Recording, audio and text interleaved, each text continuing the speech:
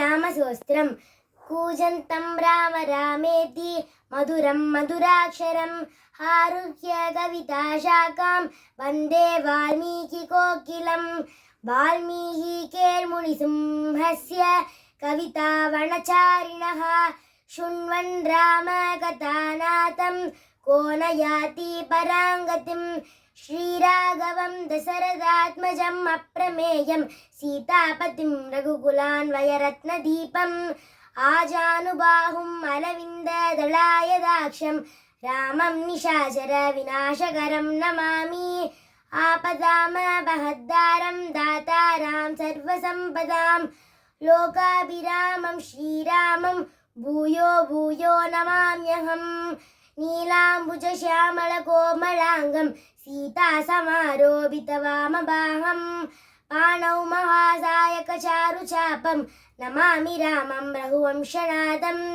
श्रीरामचन्द्रः श्रुतपारिजातः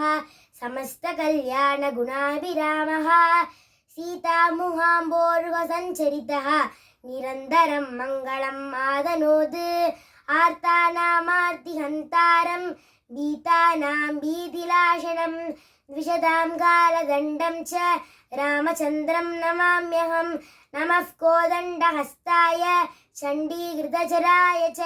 खण्डिताखिलदैत्याय रामाय आपत्निवारिणे रामाय रामभद्राय रामचन्द्राय वेदसे रघुनाथाय नाथाय सीताय पदये नमः शन्नदः कवची कट्की चापबाणधरो युवा दक्षन्ममाग्रदो नित्यं रामः पादौ सलक्ष्मणः अग्रदः पृष्ठदश्चैव पार्श्वदश्व महाबलौ